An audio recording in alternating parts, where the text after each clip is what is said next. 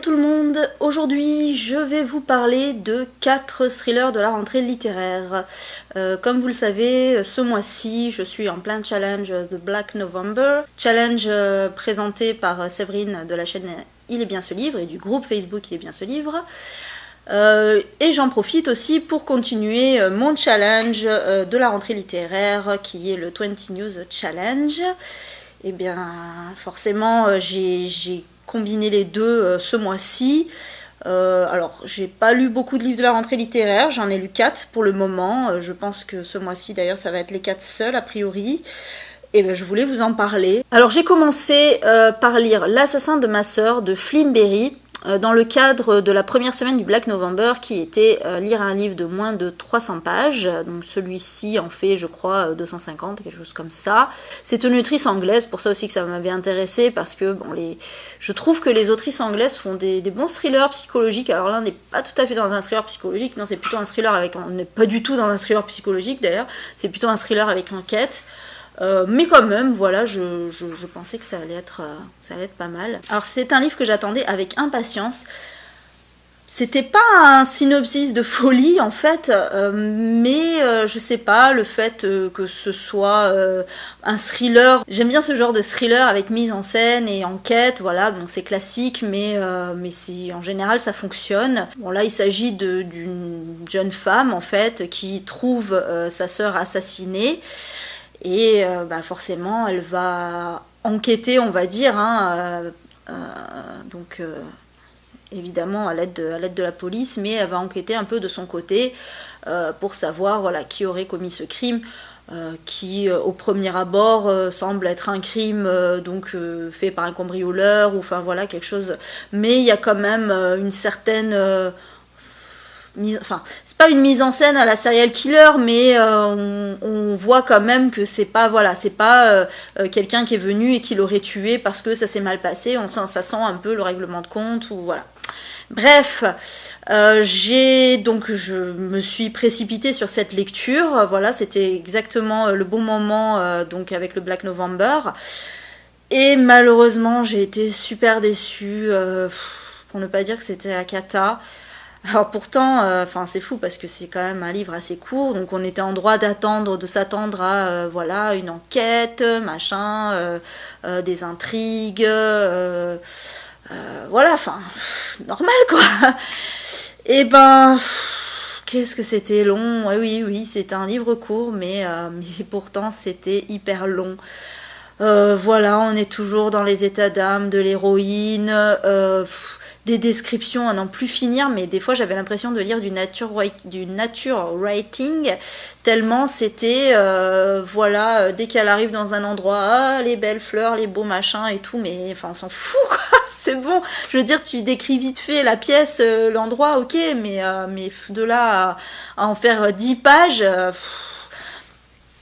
Et pendant ce temps-là, l'enquête n'avance pas, et toi t'es là, bon ok, alors non seulement il fait que 250 pages, mais en plus c'est 250 pages de vide. Et puis voilà, bon on a cet inspecteur aussi qui a pas l'air...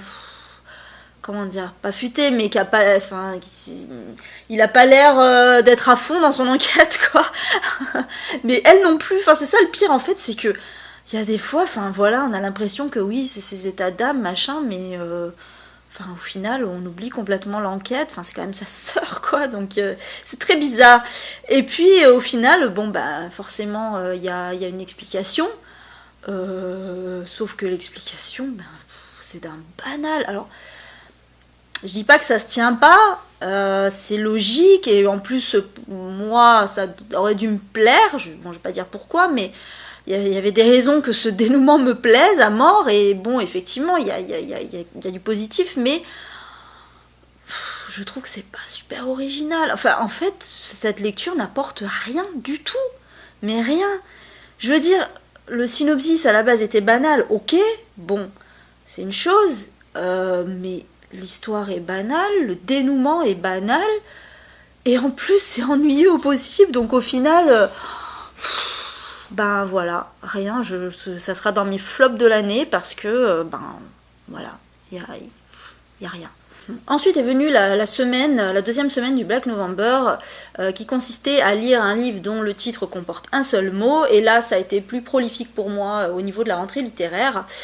J'ai commencé, alors là c'est dans un tout autre style, donc par Erectus de Xavier Muller aux éditions Exo. Alors là on est carrément dans un thriller médical, hein, disons-le. Bon, alors moi le synopsis m'a vraiment interpellée, hein, forcément. C'est vraiment pas banal pour le coup, contrairement à l'assassin de ma sœur. Puisqu'il va s'agir d'un virus qui fait régresser en fait les animaux, les plantes et bien évidemment les êtres humains. Alors régresser dans le sens où en fait ils vont retrouver des caractéristiques datant de plusieurs centaines de milliers, voire plusieurs millions d'années. Donc pour les hommes, autrement dit, ils vont devenir des Homo erectus, d'où le titre. Le titre qui d'ailleurs renvoie en fait au nom qui va être donné aux personnes infectées par ce virus.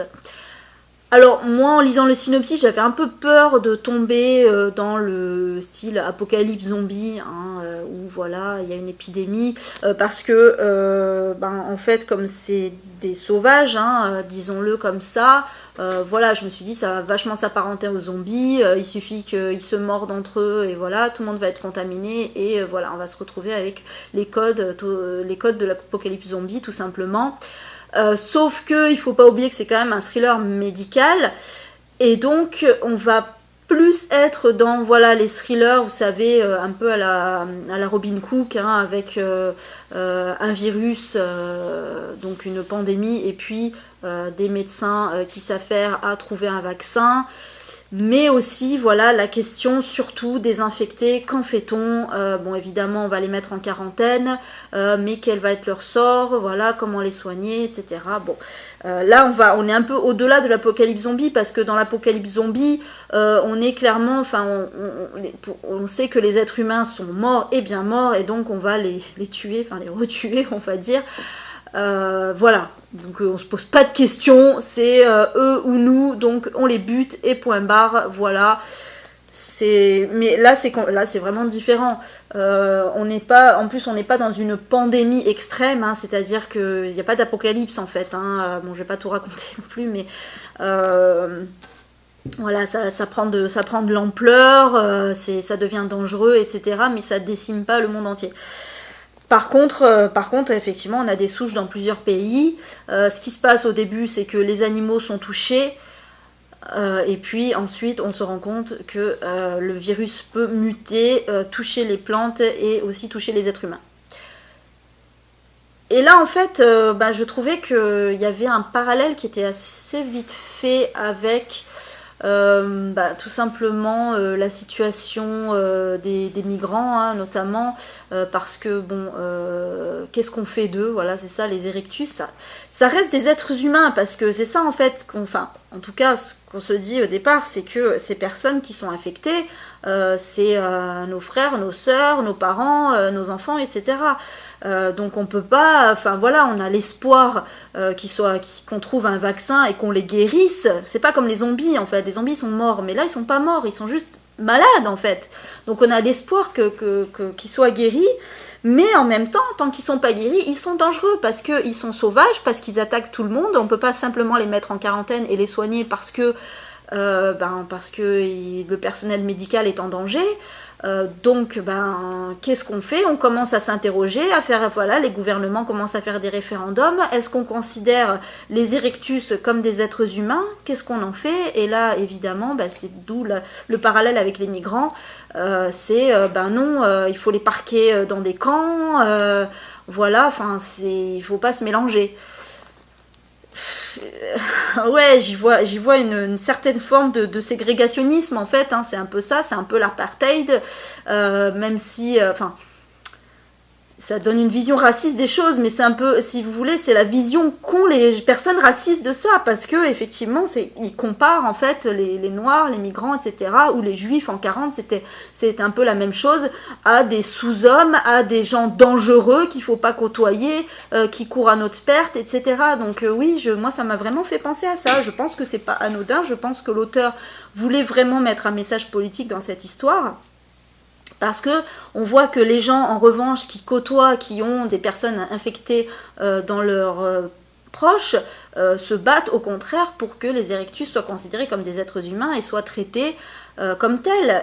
Mais en même temps, c'est vrai que c'est compliqué. Bon, là, on est quand même dans un cas extrême où la dangerosité des Erectus est avérée, hein, c'est pas comme les migrants, etc. Mais voilà, on a quand même une réaction un peu, voilà, sensiblement pareille. Et puis, on a une fin, dans la fin qui est absolument magnifique d'ailleurs, franchement, très très belle fin. Où là, le message est carrément écologique, en fait. C'est-à-dire qu'il faut rendre à la nature ce qui appartient à la nature et laisser faire, en fait. Et ne pas vouloir, nous, interagir sur les choses. C'est un peu ça le message à la fin. Et c'est beau, et franchement, je trouve... En fait, l'écriture est simpliste, en fait. Hein, vraiment, c'est pas comme un young adulte, mais... je sais pas comment dire, voilà, c'est simple, il n'y a pas de fioritures, etc. Il n'a pas essayé de faire une prose poétique et tout ça, non, c'est brut. Mais ça va, mais c'est normal, c'est le but en fait. Voilà, on est dans un thriller médical, donc qui dit médical dit voilà, carré, chirurgical, etc. Moi je trouve ça bien justement, désolée pour le micro, moi je trouve ça bien justement que voilà, que l'écriture soit ainsi.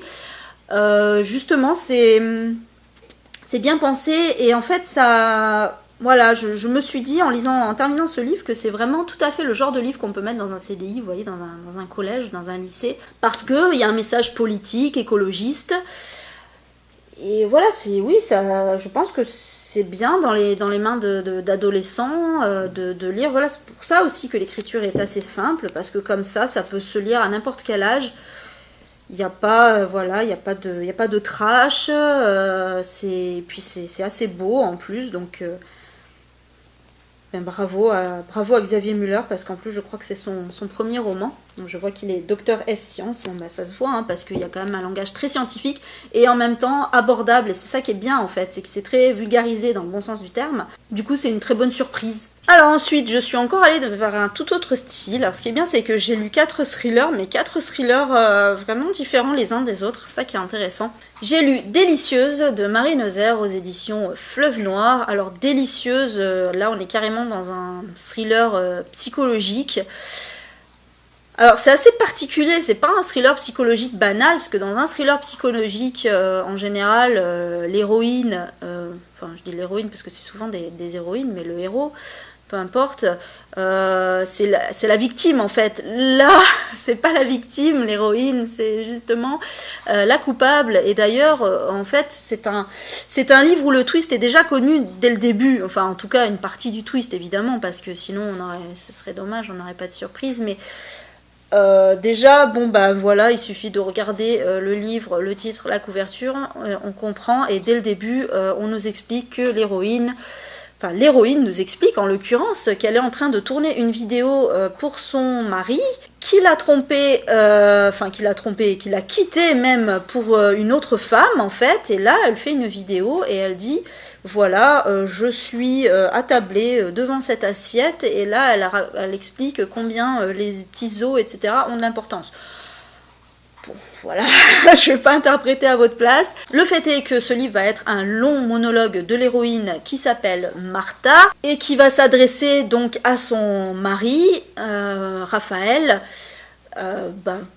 tout simplement pour lui exprimer sa jalousie, son désespoir et son besoin en fait de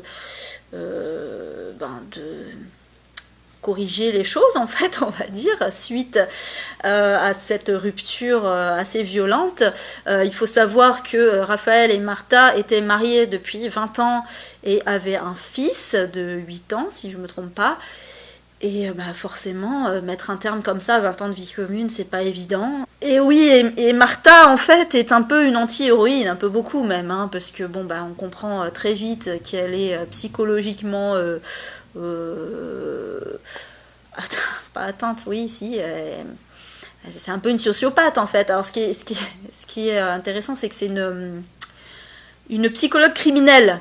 Donc du coup, elle a eu l'occasion d'entrer en contact et d'analyser des nombreux criminels. Et quand je dis criminels, c'est vraiment les pires, hein, dont l'un... Alors c'est marrant parce que il y a l'une des histoires, en fait, je crois que c'est une histoire vraie, j'en suis sûre même, puisque je sais plus comment s'appelle l'assassin, mais en fait, il a tué et mangé son amant. Voilà. Et donc, voilà, il y a un de ses patients, c'est lui, hein, tout simplement. En fait, ça va raconter, en gros, on va dire, c'est pas la descente aux enfers, parce qu'en fait, plutôt l'inverse, elle se retrouve aux enfers, et puis elle va remonter la pente petit à petit. Alors au début, j'avoue que c'est très long, c'est un peu pénible, parce que, voilà, c'est ses états d'âme, elle est malheureuse, etc. Bon, c'est quelque chose d'assez habituel, hein, chez une femme qui a été larguée, hein, disons-le. C'est un peu normal, donc du coup, rien de nouveau sous le soleil. Alors oui, au début, voilà, c'est un peu pénible. Et puis, vient le moment où elle raconte comment elle a créé le personnage de Sakura, qui est devenu un peu son alter ego, sur les réseaux sociaux. Et comment alors elle va faire connaissance avec sa rivale, hein, voilà, celle qui lui a volé à son mari. Et là, voilà, ça va partir dans tout un engrenage, hein, où il y aura... Alors, il y a quand même des surprises, en fait. Il y a des rebondissements dans l'histoire. Hein. La fin n'est pas annoncée, si vous voulez. Et puis, en plus, il va se passer quelque chose à laquelle on s'attend pas dessus. Enfin, en tout cas, on s'attend parce qu'il y a pas mal de références, si vous voulez, à la mythologie grecque qui nous mettent sur la voie, en fait, de ce qui va se passer. Mais vraiment... En fait, ce livre... Tout dans ce livre nous explique ce qui va se passer, mais en même temps c'est intéressant parce que c'est à nous, il y a de l'orage, parce que c'est à nous, lecteurs et lectrices, en fait, d'analyser les choses, d'avoir, il faut avoir la culture nécessaire, mais quand même, c'est ça qui est intéressant justement, c'est qu'on a des indices en fait sur la fin du livre.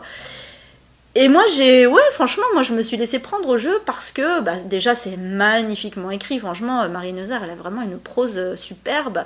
C'est très poétique, c'est très lyrique, c'est à la fois très sombre et parfois trash tout en étant, très,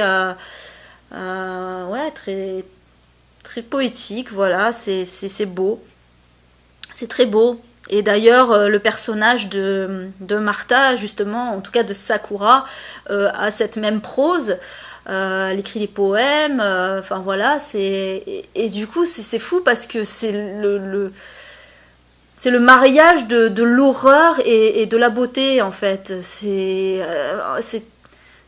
très esthétique. C'est de l'horreur esthétique, en fait, voilà. Et c'est intéressant, du coup, ça pourrait être intéressant d'en faire un film d'ailleurs, puisque du coup c'est quelque part c'est assez, c'est pas visuel, mais on pourrait l'imaginer quoi. Donc et en même temps, comme c'est de l'introspection, parce que c'est vraiment totalement de l'introspection, ce serait quand même difficile d'en faire un film quand on y réfléchit.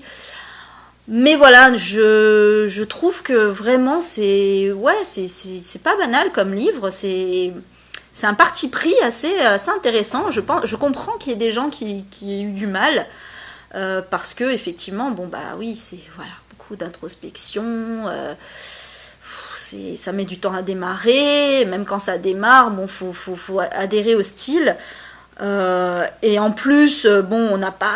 Alors, il y en a qui ont dit qu'il y avait un twist, mais c'est pas vraiment un twist parce qu'on le devine quand même, mais ça reste, ça reste assez sublime.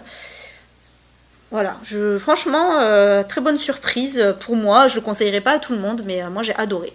Et enfin, le dernier thriller que j'ai lu pour la rentrée littéraire et pour le Black November, c'est Elena de Jérémy Fell. Alors Elena, ça fait partie des livres de la rentrée littéraire dont on a le plus entendu parler.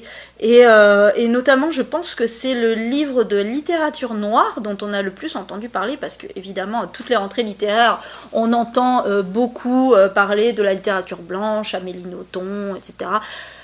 Voilà, c'est toujours ce qui ressort le plus dans les médias. Bon, ben voilà, c'est classique.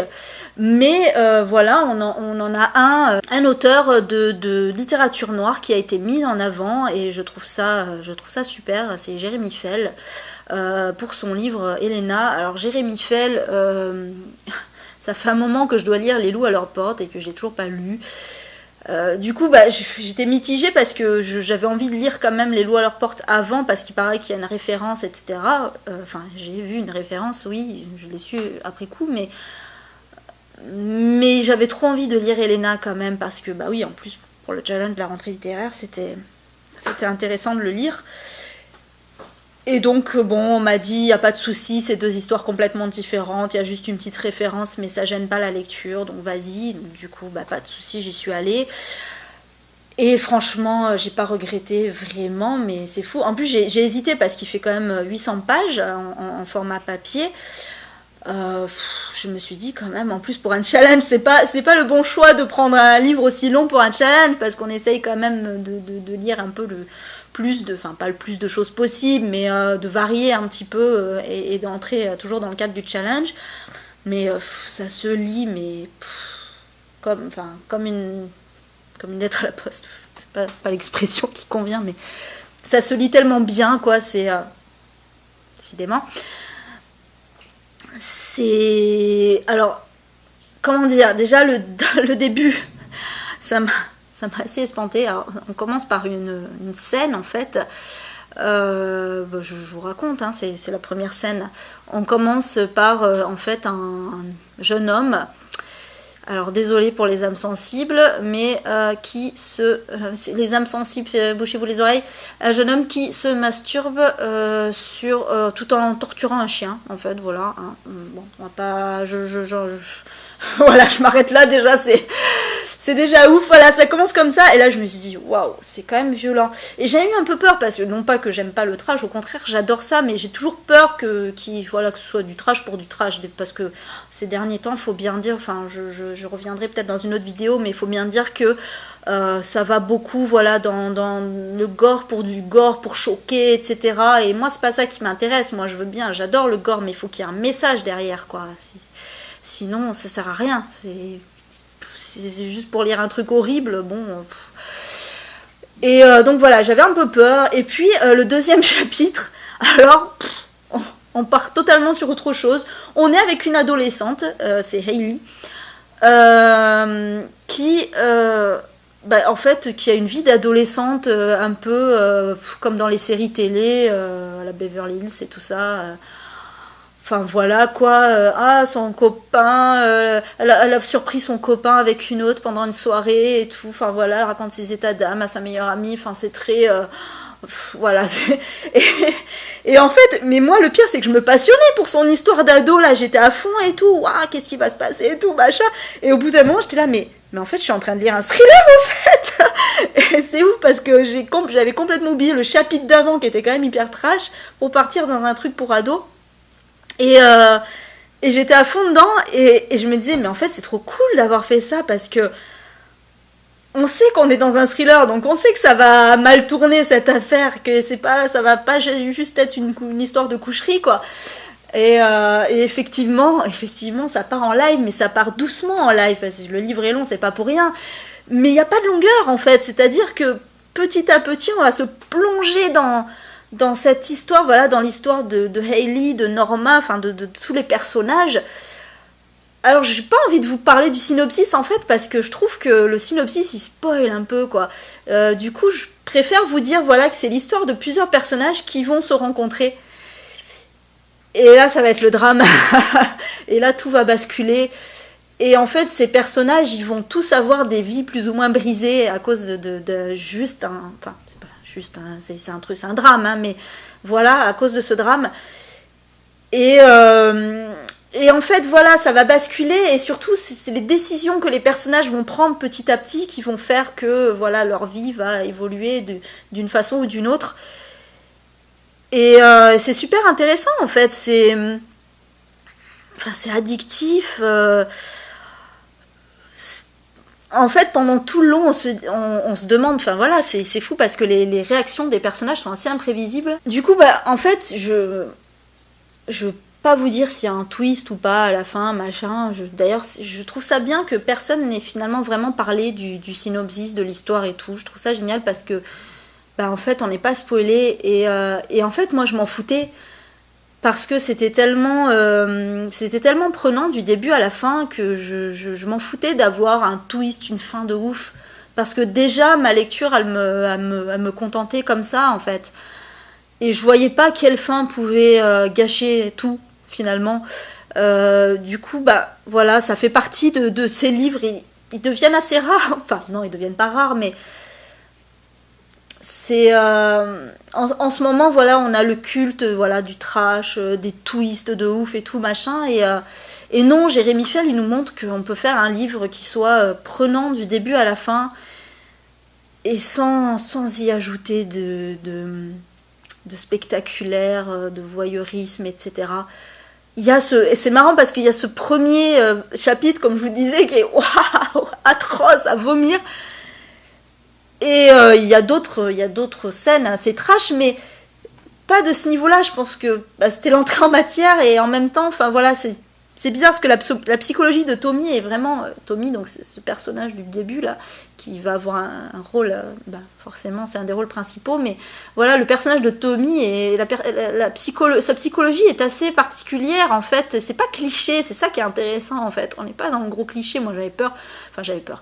Je pensais justement, voilà, que là on était sur le truc du gros psychopathe, machin quand même. Mais non, c'est beaucoup plus complexe et subtil que ça. Franchement, je vous invite vraiment à le lire. Ne soyez pas rebutés par la taille du livre parce que il n'y a pas de temps mort, il n'y a aucune longueur. Vraiment, on est avec les personnages du début à la fin et voilà. Et désolé, j'ai pas parlé de l'histoire, mais tant pis. Parce que là, je peux pas, ça serait dommage, ça serait vous spoiler. Voilà, c'est des personnages il leur arrive des merdes. Voilà. Sur ce, bah, je suis... Bon, bah, à part la première lecture, effectivement, qui était un flop total, je suis assez contente d'avoir lu, voilà, d'avoir eu des lectures assez éclectiques.